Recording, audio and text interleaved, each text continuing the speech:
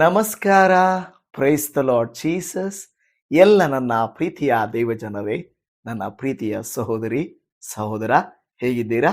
ಕರ್ತನ ಕೃಪೆಯಿಂದ, ಆತನ ದಯೆ, ಆತನ ಬಲ, ಆತನ ಆದರಣೆಯಿಂದ ಜೀವಿತದಲ್ಲಿ ಇರುವಂತಹ ಹೋರಾಟಗಳನ್ನ ಸುಲಭವಾಗಿ ಎದುರಿಸಲಿಕ್ಕೆ ಸಾಧ್ಯ ಆಗ್ತಾ ಇದೆಯಲ್ವಾ? ದೇವರಿಗೆ ಸ್ತೋತ್ರ.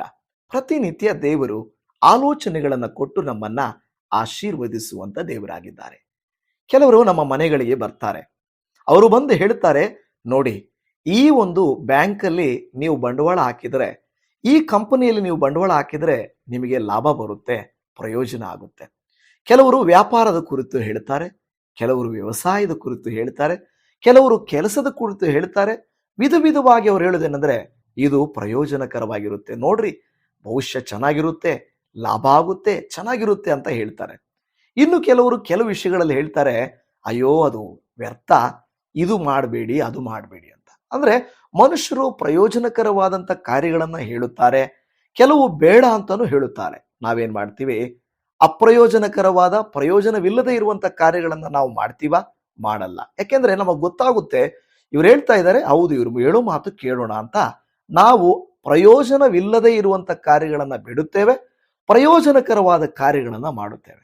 ಹಾಗಾದ್ರೆ ದೇವರ ವಾಕ್ಯ ಹೇಳುವುದನ್ನು ನಾವು ಯಾಕೆ ಮಾಡಬಾರ್ದು?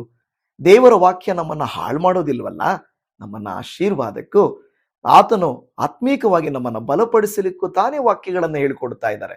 ಹಾಗಾದ್ರೆ ಬನ್ನಿ, ಈ ದಿನ ನೀವು ನಾನು ದೇವರಲ್ಲಿ ಕಲಿಯುವಂತ ವಿಚಾರಗಳನ್ನ ತಿಳಿದುಕೊಳ್ಳೋಣ. ಈ ದಿನದ ಮುಖ್ಯವಾದಂತ ದೇವರ ವಾಕ್ಯ ಪೌಲನು ತೀತನಿಗೆ ಬರೆದ ಪತ್ರಿಕೆ 3ನೇ ಅಧ್ಯಾಯ 8ನೇ ವಚನ, ಕೊನೆಯ ಭಾಗ. ಇವು ಉತ್ತಮವೂ ಮನುಷ್ಯರಿಗೆ ಪ್ರಯೋಜನಕರವೂ ಆಗಿವೆ ಎಂದು ಅಲ್ಲಿ ಹೇಳ್ತಾ ಇದೆ. ನಾನೇನು ಪೂರ್ತಿಯಾಗಿ ವಾಕ್ಯವನ್ನು ಓದಲಿಲ್ಲ, ಕೊನೆಯಲ್ಲಿ ಕೆಲವು ವಿಷಯ ಮಾತ್ರ ಓದಿದ್ದೇನೆ. ಆದರೆ ಆ ಮಾತು ಎಷ್ಟು ಚೆನ್ನಾಗಿದೆ ನೋಡ್ರಿ. ಇವು ಉತ್ತಮವೂ ಮನುಷ್ಯರಿಗೆ ಪ್ರಯೋಜನಕರವೂ ಆಗಿವೆ. ನಾನು ಹೇಳಿದ್ನಲ್ವಾ, ಮನುಷ್ಯರ ಮಾತುಗಳನ್ನ ನಾವು ತೂಕ ಹಾಕಿ, ಲೆಕ್ಕ ಹಾಕಿ, ನೋಡಿ ಸರಿ ಇದೆಯಾ ಅಂತ ತೀರ್ಮಾನ ಮಾಡ್ಕೊಳ್ತೇವೆ. ಹಾಗಾದ್ರೆ ದೇವರ ವಾಕ್ಯ ನಮ್ಮನ್ನ ಮೋಸ ಮಾಡೋದಿಲ್ಲ, ನಮ್ಮನ್ನ ಹಾಳು ಮಾಡಲ್ಲ, ನಮಗೆ ಬೇಕಾದದ್ದನ್ನೇ ದೇವರ ವಾಕ್ಯ ಕೊಡ್ತಾ ಇದೆ. ಹಾಗಾದ್ರೆ ಯಾವು ನಮಗೆ ಉತ್ತಮ, ಯಾವು ನಮಗೆ ಪ್ರಯೋಜನಕರ ಎಂಬುದನ್ನ ನಾವು ತಿಳಿದುಕೊಳ್ಳಬೇಕಾಗಿದೆ. ಸೊ ಈ ವಾಕ್ಯದಲ್ಲಿ ನೋಡಿದ ಹಾಗೆ ಪ್ರಯೋಜನಕರ, ನಿಷ್ಪ್ರಯೋಜನಕರ ಎಂಬ ವಾಕ್ಯವನ್ನ ನೀವು 2 ವಾಕ್ಯದಲ್ಲಿ ನಾವು ನೋಡ್ತಾ ಇದ್ದೇವೆ. ಯೇಸುವಿನ ನಾಮದಲ್ಲಿ ವಂದನೆ. ಕಳೆದ ವರ್ಷ ನಾನು ಬೀದರ್ ಜಿಲ್ಲೆಗೆ, ಅಂದ್ರೆ ಬೀದರ್ಗೆ ನಾನು ಒಂದು ಪ್ರಾರ್ಥನೆಗೆ ಬಂದಿದ್ದೆ. ಆಟೋ ನಗರಲ್ಲಿ, ನವಬಾದ್ ಆಟೋ ನಗರ ಏರಿಯಾದಲ್ಲಿ ಮೀಟಿಂಗ್ಗೆ ಬಂದಿದ್ದೆ. ಕೆಲವರೆಲ್ಲ ನೀವು ಬಂದಿದ್ದೀರಿ, ಬೀದರ್ ಅವರು. ಈ ದಿನವೂ ಕೂಡ, ಅಂದ್ರೆ ನಾಳೆ ಬುಧವಾರ ಇರುವಂತಹ ಪ್ರಾರ್ಥನೆಗೆ ಮತ್ತೆ ನಾನಲ್ಲಿ ಬೀದರ್ಗೆ ಬರ್ತಾ ಇದ್ದೇನೆ. ಒಂದು ವೇಳೆ ನೀವು ಆಟೋ ನಗರ್, ನವಬಾದ್, ಬೀದರ್ ಸುತ್ತಮುತ್ತ ಎಲ್ಲಾದರೂ ಇದ್ದರೆ, ನೇರವಾಗಿ ದೇವರ ವಾಕ್ಯವನ್ನ ಕೇಳಲಿಕ್ಕೆ ಇಷ್ಟಪಡುವುದಾದ್ರೆ ದಯಮಾಡಿ ಈ ಪಾಸ್ಟರ್ ಅರುಣ್ ಅವರಿಗೆ ಕರೆ ಮಾಡ್ರಿ. ನಾನು ಅವರ ನಂಬರನ್ನು ಕೊಟ್ಟಿರ್ತೇನೆ.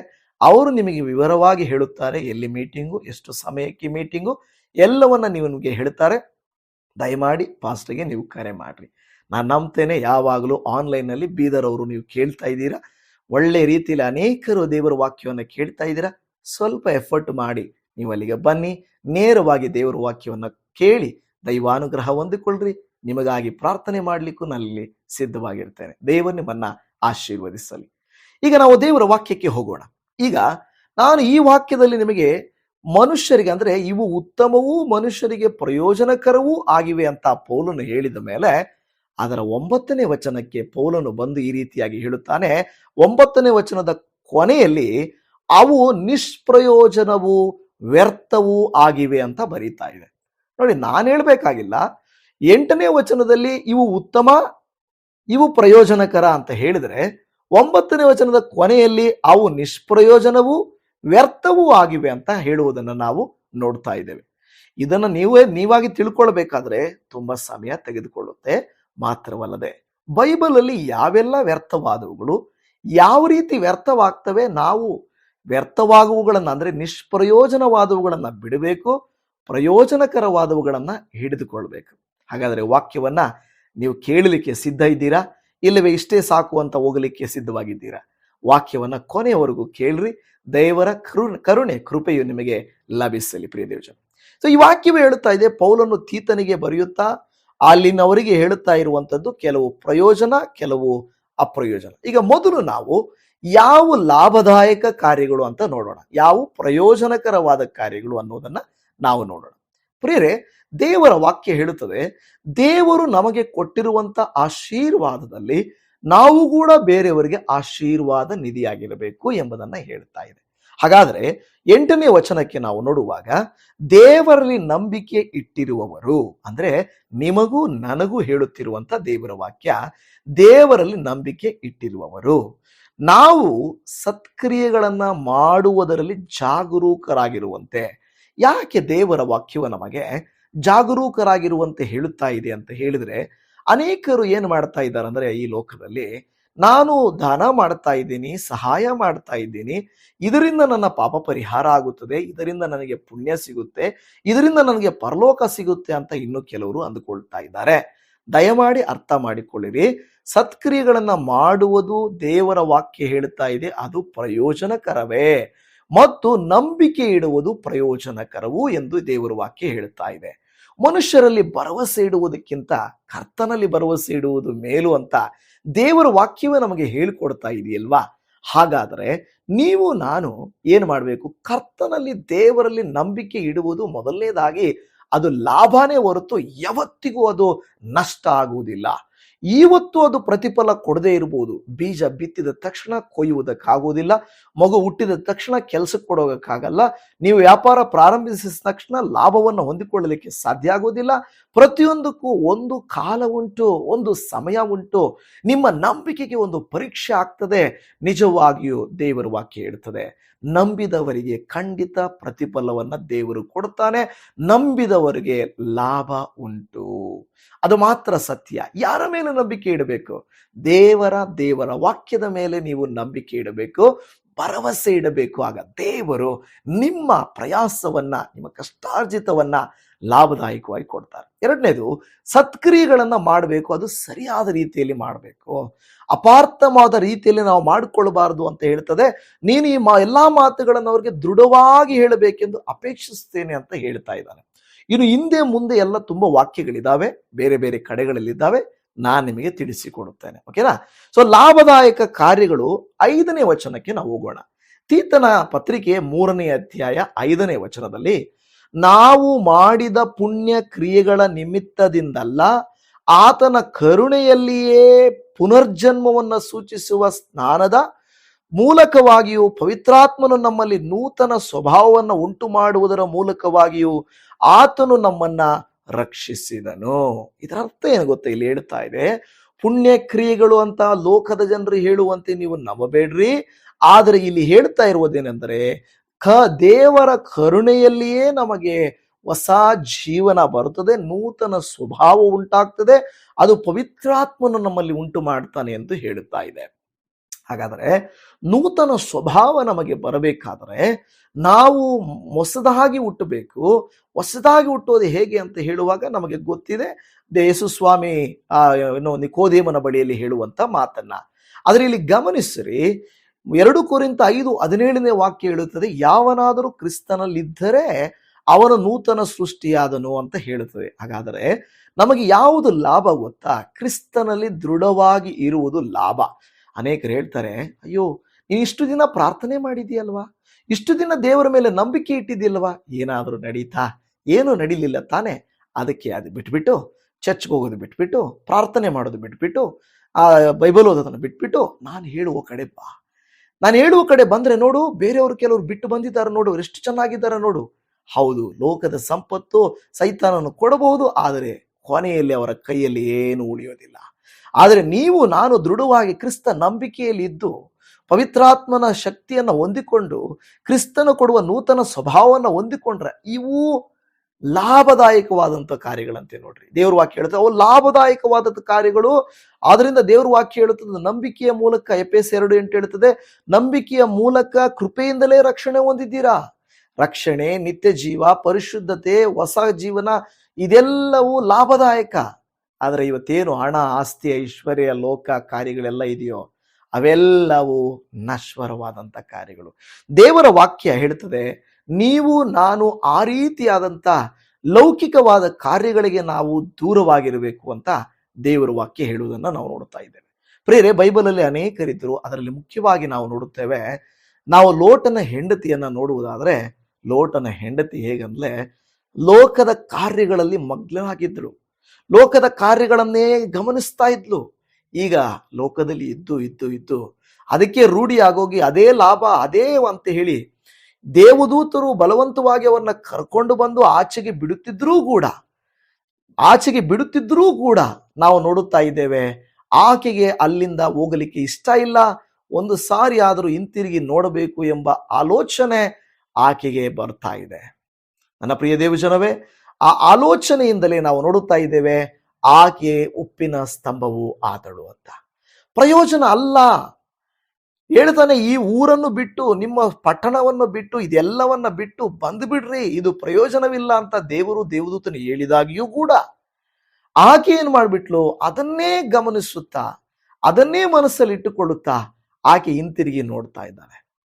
ದೇವರು ಪ್ರಯೋಜನವಲ್ಲ, ಬೇಡ ಎಂದು ಹೇಳಿದರೆ ನಾವು ಅದನ್ನು ಬಿಟ್ಟು ಬಿಡಬೇಕೆ ಹೊರತು ನಾವು ಅದನ್ನು ಏನ್ ಮಾಡಬಾರ್ದು, ಅದನ್ನು ನಾವು ಹಿಡ್ಕೊಳ್ಳಿಕ್ಕೆ ಪ್ರಯತ್ನ ಮಾಡಬಾರ್ದು. ಇದು ದೇವರ ವಾಕ್ಯವನ್ನು ಆಲಿಸುತ್ತಿರುವಂತ ನನ್ನ ಪ್ರೀತಿಯ ಸಹೋದರಿ ಸಹೋದರ, ಇವತ್ತು ನೀವು ನಾನು ಅಪ್ರಯೋಜನವಾದದನ್ನ, ನಿಷ್ಪ್ರಯೋಜನವಾದದನ್ನ ಹಿಡ್ಕೊಂಡಿದ್ದೇವಾ, ಪ್ರಯೋಜನಕರವಾದದನ್ನ ಹಿಡ್ಕೊಂಡಿದ್ದೇವಾ? ನೀವೇ ಆಲೋಚನೆ ಮಾಡಬೇಕು. ಹೌದು, ನಿಮಗೆ ಗೊತ್ತುಂಟು, ಯಾಕೋಬನು ಮತ್ತು ಏಸಾವನ ಘಟನೆಯನ್ನು ನಾವು ನೋಡುತ್ತೇವೆ. ಏಸಾವನು ತನ್ನ ಚೊಚ್ಚಲತನವನ್ನ ಅವನು ಹೇಳ್ತಾನೆ, ನಾನು ಚೊಚ್ಚಲತನವನ್ನು ಹೊಂದಿಕೊಂಡಿದ್ದು ಏನ್ ಪ್ರಯೋಜನ, ಅದಿದ್ದು ಏನು ಪ್ರಯೋಜನ, ಅದಿದ್ದು ಕೂಡ ಈಗ ನಾನು ಸಾಯ್ತಾ ಇದ್ದೀನಲ್ವಾ, ನನಗೆ ಆ ಒಂದು ಕಾಳುಗಳನ್ನ ಕೊಡು, ನನ್ನ ಏನೋ ಈ ಒಂದು ಚೊಚ್ಚಲತನವನ್ನ ನೀನೇ ತೆಗೆದುಕೋ, ಅದರಿಂದ ನನಗೆ ಏನ್ ಪ್ರಯೋಜನ, ಏನ್ ಲಾಭ ಅಂತ ಹೇಳ್ತಾ ಇದ್ದಾನೆ. ಇವತ್ತು ನನ್ನ ಪ್ರಿಯ ದೇವಜನವೇ, ಏಸಾವನಿಗೆ ತನ್ನ ಚೊಚ್ಚಲತನದ ಬೆಲೆ ಗೊತ್ತಾಗಲಿಲ್ಲ. ಯಾಕೋಬನ ಸಂತತಿ ಮುಂದುವರಿಯಿತು, ಏಸಾವನ ಸಂತತಿ ಆ ದಾರಿ ತಪ್ಪಿತು ಅಂತ ನಾವು ನೋಡುತ್ತಾ ಇದ್ದೇವೆ. ಇವತ್ತು ನೀವು ನಾನು ಏಸಾವನಂತೆ ಅಲ್ಪವಾದಂಥ ಕಾಳುಗಳಿಗೂ, ಅಲ್ಪವಾದಂಥ ಹಣಕ್ಕೂ, ಅಲ್ಪವಾದಂಥ ಲೌಕಿಕವಾದ ಸುಖಕ್ಕೂ, ಅಲ್ಪವಾದಂಥ ಇಹಲೋಕದ ಹೆಮ್ಮೆಗೂ ಹಿರಿಮೆಗೂ ನಾವು ನಮ್ಮನ್ನ ಕೊಡುತ್ತಾ ಇದ್ದೇವಾ, ಇಲ್ಲವೇ ದೇವರು ಹೇಳುವಂತ ಮಾತುಗಳನ್ನ ಹೊಂದಿಕೊಂಡು ನಾವು ಪ್ರಯೋಜನಕರಾಗಿ, ಅಂದರೆ ಪ್ರಯೋಜನವಾದ ಕಾರ್ಯಗಳಲ್ಲಿ ಮಗ್ನರಾಗಿದ್ದೇವಾ, ನಾವು ಆಲೋಚನೆ ಮಾಡಬೇಕು. ಬೈಬಲಲ್ಲಿ ಅನೇಕ ರೀತಿಯಾಗಿ ಮಗ್ನರಾಗಿ ಹೇಳುವುದನ್ನು ನಾವು ನೋಡುತ್ತಾ ಇದ್ದೇವೆ. ಸೌಲನು ದೇವರ ಮಾತನ್ನ ಕೇಳಿಕೊಂಡು ಇದ್ದಿದ್ರೆ, ಯಾಜಕರ ಮಾತಿನಂತೆ ನಡೆದುಕೊಳ್ಳುತ್ತಾ ಇದ್ದಿದ್ರೆ ಅವನು ರಾಜನಾಗೇ ಉಳಿತಾ ಇದ್ದ. ಆದರೆ ನಾವು ನೋಡುತ್ತೇವೆ, ಆ ಮಹಾಯಾಜಕರ ಪ್ರಯೋಜನ ಏನು, ನಾನೇ ಕೆಲಸ ಮಾಡ್ತೀನಿ ತಗೋ ಅಂತ ಹೇಳ್ಬಿಟ್ಟು ಮಹಾಯಾಜಕರು ಬರುವುದಕ್ಕಿಂತ ಮುಂಚೆನೆ ಈತನೇ ಬೇಕಾದ ಕೆಲಸವನ್ನ ಮಾಡಲಿಕ್ಕೆ ಪ್ರಾರಂಭಿಸಿದ. ಆದರೆ ನಾವು ನೋಡುತ್ತೇವೆ, ದೇವರು ಹೇಳುವ ಮಾತುಗಳು ಪ್ರಯೋಜನಕರ, ಅವುಗಳನ್ನ ನಾವು ಏನಾದರೂ ಒಂದು ವೇಳೆ ಬೇಜವಾಬ್ದಾರಿತನ ತೋರಿಸಿದರೆ ದೇವರು ನಮ್ಮನ್ನ ಬೀಳಿಸಲಿಕ್ಕೆ ಶಕ್ತನಾಗಿದ್ದಾನೆ. ಇವತ್ತು ನಿಮ್ಮ ನನ್ನ ಜೀವಿತದಲ್ಲಿ ಹಣವೇ ಮುಖ್ಯವಲ್ಲ, ದೇವರ ಕೃಪೆ ಮುಖ್ಯ. ಲೋಕದ ಆಸೆಪಾಸೆಗಳು ಮುಖ್ಯ ಅಲ್ಲ, ದೇವರ ಇಷ್ಟಾರ್ಥಗಳು ಮುಖ್ಯ. ದೈವಿಕವಾದಂಥ ಮಾರ್ಗ ಮುಖ್ಯ, ಲೌಕಿಕವಾದಂಥ ಮಾರ್ಗಗಳು ಮುಖ್ಯ ಅಲ್ಲವೇ ಅಲ್ಲ. ಸೊ ಈ ವಾಕ್ಯಗಳಲ್ಲಿ ನಾವು ನೋಡುತ್ತಾ ಇದ್ದೇವೆ, ನಾವು ಖಂಡಿತವಾಗಿಯೂ ಈ ಪ್ರಯೋಜನಕರವಾದವುಗಳನ್ನ ನೋಡಬೇಕೇ ಹೊರತು ಬೇರೆವುಗಳನ್ನ ನೋಡಲೇಬಾರದು. ಇಸ್ಕರಿಯೋತ ಯೂದನು ಅಲ್ಪವಾದ ಹಣವನ್ನ ನೋಡಿದನು, ಅದೇ ಜೀವನ ಸೆಟ್ಲ್ಮೆಂಟ್ ಆಗ್ಬಿಡುತ್ತೆ, ಲೈಫ್ ಚೆನ್ನಾಗಾಗ್ಬಿಡುತ್ತೆ ಅಂತ ನೋಡ್ದ. ಅದು ನಿಷ್ಪ್ರಯೋಜನವಾದದ್ದು ಅಂತ ಅವನಿಗೆ ಗೊತ್ತಾಗ್ಲಿಲ್ಲ. ಆಮೇಲೆ ಗೊತ್ತಾದ ಮೇಲೆ ಎತ್ಕೊಂಡೋಗಿ ಆ ಒಂದು ದೇವಾಲಯದಲ್ಲಿ ಬಿಸಾಡ್ತಾನೆ. ಅದು ಕೈ ಮೀರಿ ಹೋದ ಸಮಯ. ಪ್ರಿಯದೇವಜನವೇ, ನಾವು ಕೂಡ ಅನೇಕ ಸಂದರ್ಭಗಳಲ್ಲಿ ಪ್ರಯೋಜನವಾದವುಗಳನ್ನ ಬಿಟ್ಟು ಅಪ್ರಯೋಜನವಾದ, ನಿಷ್ಪ್ರಯೋಜನವಾದ ಕೃತ್ಯಗಳನ್ನ ಮಾಡುವವರಾದರೆ ಇವತ್ತು ನಾವು ಅವುಗಳಿಗೆ ದೂರವಾಗಿರಬೇಕು. ಹಾಗಾದ್ರೆ ಈಗ ನಾವು ಯಾವ ನಿಷ್ಪ್ರಯೋಜನಕರವಾದಂಥ ಕಾರ್ಯಗಳು, ನಿಷ್ಪ್ರಯೋಜನವೂ ವ್ಯರ್ಥವೂ ಆದವುಗಳು ಯಾವುವು ಎಂಬುದನ್ನ ನಾವು ಸ್ವಲ್ಪ ನೋಡಿಕೊಳ್ಳೋಣ. ತೀತನ ಪತ್ರಿಕೆ 3ನೇ ಅಧ್ಯಾಯ 10ನೇ ವಾಕ್ಯದಲ್ಲಿ, ಸಭೆಯಲ್ಲಿ ಭೇದ ಹುಟ್ಟಿಸುವ ಮನುಷ್ಯನನ್ನು 2 ಸಾರಿ ಬುದ್ಧಿ ಹೇಳಿದ ಮೇಲೆ ಬಿಟ್ಟು ಬಿಡು ಎಂದು ಹೇಳುತ್ತಾ ಇದೆ. ಈ ವಾಕ್ಯಗಳು ಬಹಳ ಸ್ವಲ್ಪ ಆಳವಾಗಿ ನಾವು ನೋಡುವುದಾದರೆ, ಸಭೆ ಮಾತ್ರ ಅಲ್ಲ, ಕುಟುಂಬದಲ್ಲಿಯೂ ಕೂಡ ಭೇದ ಹುಟ್ಟಿಸುವ ಮನುಷ್ಯರು ಇರ್ತಾರೆ. ಆದರೆ ಅವರಿಗೆ ಬುದ್ಧಿ ಹೇಳಬೇಕಾಗಿರುವುದು ಬಹಳ ಪ್ರಾಮುಖ್ಯ. ಆ ಹೇಳಿದ ಮೇಲೆ ಅವರನ್ನ ಬಿಟ್ಟು ಬಿಡು ಅಂತ ಹೇಳ್ತಾ ಇದೆ. ಅಂದ್ರೆ ಈ ಮೊದಲನೇ ಕಾರ್ಯ ದೇವರ ವಾಕ್ಯ ಹೇಳ್ತಾ ಇರೋದೇನೆಂದ್ರೆ, ನಾವು ವಾಗ್ವಾದಗಳಿಗೂ ದೂರವಾಗಿರ್ಬೇಕಂತೆ. ಏನಾದ್ರೂ ವಾಗ್ವಾದಗಳು ಬರ್ತಾ ಇದ್ರೆ, ಅಂದ್ರೆ ಡಿಫರೆನ್ಸಸ್ ಬರ್ತಾ ಇದ್ರೆ ಅವುಗಳನ್ನ ನಾವು ಬಿಟ್ಟು ಬಿಡ್ಬೇಕಂತೆ. ಅವುಗಳ ಪ್ರಕಾರ ನಾವು ಹೋಗ್ಬಾರ್ದು ಅಂತ ದೇವರ ವಾಕ್ಯ ಹೇಳ್ತಾ ಇದೆ. ಇವತ್ತು ನಿಮ್ಮಲ್ಲಿ ನನ್ನಲ್ಲಿ ಯಾರಾದರೂ ಒಂದು ವೇಳೆ ವಾಗ್ವಾದಗಳನ್ನು ಹುಟ್ಟಿಸುವವರಿದ್ದರೆ ಅವರ ಜೊತೆಗೆ ಸಹವಾಸ ಮಾಡೋದು ಖಂಡಿತ ಒಳ್ಳೆಯದಲ್ಲ. ಅದನ್ನ ಬಿಟ್ಟು ಬಿಡಬೇಕಂತ ದೇವರ ವಾಕ್ಯ ಹೇಳ್ತಾ ಇದೆ. ಅಂದ್ರೆ ಒಂದು ವಾಗ್ವಾದ ಹುಟ್ಟಿಸುವ ಸಂಬಂಧ ನಿಮಗೆ ಬೇಡ, ಅದನ್ನ ಬಿಟ್ಟು ಬಿಡಿ ಅಂತ ದೇವರ ವಾಕ್ಯ ಹೇಳ್ತಾ ಇದೆ. ಎರಡನೇದಾಗಿ 11ನೇ ವಾಕ್ಯದಲ್ಲಿ, ಅಂತವನು ಸನ್ಮಾರ್ಗ ತಪ್ಪಿದವನು ಪಾಪ ಮಾಡುವವನು ಆಗಿದ್ದಾನೆ, ತಾನು ಶಿಕ್ಷಾ ಪಾತ್ರನೆಂದು ಅವನ ಮನಸ್ಸೇ ನಿರ್ಣಯಿಸುವುದು. ಇಲ್ಲಿ ಹೇಳ್ತಾ ಇದೆ, ಯಾವುದು ನಿಷ್ಪ್ರಯೋಜನ, ಯಾವುದು ನಾವು ದೂರವಾಗಿರಬೇಕಂತ ಹೇಳಿದ್ರೆ ಇಲ್ಲಿ ಸನ್ಮಾರ್ಗ ತಪ್ಪಿಸುವವರ ಒಂದು ಜೊತೆಗೆ ನಾವು ಹೋಗ್ಬಾರ್ದು ಅಂತ ದೇವರ ವಾಕ್ಯ ಹೇಳ್ತಾ ಇದೆ. ಅದಕ್ಕೆ ಕೀರ್ತನೆಗಾರನು 1ನೇ ಕೀರ್ತನೆಯಲ್ಲಿ ಈ ರೀತಿಯಾಗಿ ಹೇಳ್ತಾನೆ, ಯಾವನು ದುಷ್ಟರ ಆಲೋಚನೆಯಂತೆ ನಡೆಯದೆ ಪಾಪಾತ್ಮರ ಮಾರ್ಗದಲ್ಲಿ ನಡೆದುಕೊಳ್ಳದೆ ಧರ್ಮ ನಿಂತಕರೊಡನೆ ಕೂತುಕೊಳ್ಳದೆ, ಅದು ಮಾಡಬಾರ್ದು. ಸನ್ಮಾರ್ಗವನ್ನು ತಪ್ಪಿಸುವ ದುರ್ಮಾರ್ಗರು ಇದ್ದೇ ಇರುತ್ತಾರೆ ಈ ಲೋಕದಲ್ಲಿ. ಅಂಥವ್ರು ಯಾರಾದರೂ ನಿಮಗೆ ಗೊತ್ತಾದರೆ ಇವರ ಮಾತು ನನ್ನನ್ನು ಕೆಡಿಸ್ತಾ ಇದೆ, ಇವರ ನಡವಳಿಕೆ ನನ್ನನ್ನು ಕೆಡಿಸ್ತಾ ಇದೆ, ಇವರ ಕಾರ್ಯಗಳು ನನ್ನನ್ನು ಕೆಡಿಸ್ತಾ ಇದೆ ಅಂತ ಗೊತ್ತಾದರೆ ಅವುಗಳಿಗೆ ದೂರವಾಗಿರಬೇಕು. ವಾಗ್ವಾದಗಳಿಗೂ ವಾಗ್ವಾದ ತರಿಸುವ ಸಂಬಂಧಗಳಿಗೂ ಮತ್ತು ಇಲ್ಲಿ ಹೇಳ್ತಾ ಇರುವಂತ ಮಾತು ಸನ್ಮಾರ್ಗವನ್ನು ತಪ್ಪಿಸುವಂತ ಕಾರ್ಯಗಳಿಗೂ ನಾವು ದೂರವಾಗಿರಬೇಕೆಂದು ದೇವರ ವಾಕ್ಯವೇ ಹೇಳುತ್ತಾ ಇದೆ. ಪೌಲನು ತಿಮೋತಿಯನಿಗೆ ಬರೆಯುತ್ತಾ 1 ತಿಮೋತಿ 1:4 ಕಲ್ಪನಾ ಕಥೆಗಳಿಗೂ ಕೊನೆ ಮೊದಲಿಲ್ಲದ ವಂಶಾವಳಿಗಳಿಗೂ ಲಕ್ಷ್ಯ ಕೊಡಬಾರದೆಂತಲೂ ಆಜ್ಞಾಪಿಸಬೇಕೆಂಬುದಾಗಿ ನಿನಗೆ ಖಂಡಿತವಾಗಿ ಹೇಳಿದ ಪ್ರಕಾರ ಈಗಲೂ ಹೇಳುತ್ತೇನೆ ಎಂದು ಹೇಳುವುದನ್ನ ನಾವಲ್ಲಿ ನೋಡುತ್ತೇವೆ. ಅಂತ ಕಥೆಗಳು ವಂಶಾವಳಿಗಳು ವಿವಾದಕ್ಕೆ ಆಸ್ಪದವಾಗಿಯೇ ಹೊರತು ದೇವರು ನಿರ್ವಹಿಸುವ ಕೆಲಸಕ್ಕೆ ಅನುಕೂಲವಾಗಿಲ್ಲ. ದೇವರು ನಿರ್ವಹಿಸುವ ಕೆಲಸಕ್ಕೆ ಅವು ಅನುಕೂಲವಾಗಿಲ್ಲ, ಅವು ನಿಷ್ಪ್ರಯೋಜನ. ಯಾವು ಕಲ್ಪನಾ ಕಥೆಗಳು. ಅನೇಕ ಜನರು ಇವತ್ತು ವಾಕ್ಯದಲ್ಲಿ ಸಮಯವನ್ನು ಕಳೆಯದೆ ವಾಕ್ಯದಲ್ಲಿರುವಂಥದ್ದನ್ನು ವಿವರಿಸಿದೆ ಕಥೆಗಳನ್ನು ಹೇಳಿದರೆ ತುಂಬಾ ಇಷ್ಟ, ಜೋಕ್ಸ್ ಅನ್ನ ಮಾಡಿದ್ರೆ ತುಂಬಾ ಇಷ್ಟ, ಈ ರೀತಿಯಾಗಿ ನಡ್ಕೊಳ್ತಾ ಇರ್ತೇವೆ. ದೇವ್ರ ವಾಕ್ಯ ಹೇಳ್ತದೆ, ಕಾಲಹರಣ ಮಾಡುವುದು ಬೇಡ, ವಾಕ್ಯವೇ ವಿವರಿಸಬೇಕು, ಬೋಧಿಸಬೇಕು ಎಂಬುದನ್ನು ನಾವಲ್ಲಿ ನೋಡುತ್ತಾ ಇದ್ದೇವೆ.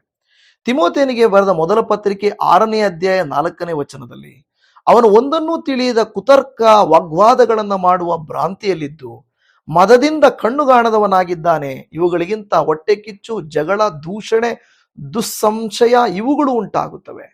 ಕೆಲವು ಸಾರಿ ಯಾವುದು ನಮಗೆ ನಿಷ್ಪ್ರಯೋಜನ ಅಂತ ಹೇಳಿದ್ರೆ ನಾವು ಸಂಶಯ ಪಡುವಂಥದ್ದು, ದುಸ್ಸಂಶಯ. ಹೌದು, ಪ್ರತಿ ವಿಷಯಕ್ಕೆ ಸಂಶಯ ಪಡುವಂಥದ್ದು, ದೂಷಣೆ ಮಾಡುವಂಥದ್ದು, ಜಗಳ ಮಾಡುವಂಥದ್ದು ಇದು ಪ್ರಯೋಜನಕರವಲ್ಲ ಎಂದು ದೇವರ ವಾಕ್ಯ ಹೇಳುತ್ತಾ ಇದೆ. ಹೌದು, ಇದು ಆತ್ಮೀಕವಾದ ಕಾರ್ಯಗಳು, ಆತ್ಮೀಕವಾಗಿರುವಂಥ ಕಾರ್ಯಗಳು. ನಮಗೆ ಸಂಶಯ ಹುಟ್ಟಿಸುವ, ದೂಷಣೆ ಮಾಡುವಂಥ ಸ್ವಭಾವ, ಜಗಳ ಮಾಡುವಂಥ ಸ್ವಭಾವಗಳು ನಮ್ಮಲ್ಲಿ ಇರಬಾರದಂತ ದೇವರ ವಾಕ್ಯವೇ ಹೇಳುವುದನ್ನು ನಾವು ನೋಡುತ್ತಾ ಇದ್ದೇವೆ. ಪೌಲನು ತಿಮೋಥೆಯನಿಗೆ ಬರೆದ 2ನೇ ಪತ್ರಿಕೆ 2ನೇ ಅಧ್ಯಾಯದ 4ನೇ ವಚನದಲ್ಲಿ ಈ ಸಂಗತಿಗಳನ್ನ ಸಭೆಯವರ ಜ್ಞಾಪಕಕ್ಕೂ ತರಬೇಕು, ಕೇಳುವವರಿಗೂ ಕೇಡನ್ನುಂಟು ಮಾಡುವುದೇ ಹೊರತು ಯಾವ ಪ್ರಯೋಜನಕ್ಕೂ ಬಾರದ ವಾಗ್ವಾದಗಳನ್ನು ಮಾಡಬಾರದೆಂತಲೂ ಅವರಿಗೆ ದೇವರ ಸನ್ನಿಧಿಯಲ್ಲಿ ಖಂಡಿತವಾಗಿ ಹೇಳು ಅಂತ ಹೇಳುತ್ತಾ ಇದೆ. ಅಲ್ಲಿ ಹೇಳ್ತದೆ, ಪ್ರಯೋಜನಕ್ಕೆ ಬಾರದ ವಾಗ್ವಾದಗಳನ್ನ ಮಾಡಬಾರದು. ಕೆಲವರು ಬಂದು ನಿಮ್ಮ ಹತ್ರ ಸುಮ್ಮನೆ ದೇವರ ಕಾರ್ಯ, ಚರ್ಚ್ ವಿಷಯ, ಬೈಬಲ್ ವಿಷಯ ಪದೇ ಪದೇ ವಾಗ್ವಾದ ಮಾಡ್ತಾ ಇದ್ರೆ ಅವರಿಗಿಂತ ದೂರ ಇರುವುದು ಒಳ್ಳೆಯದು.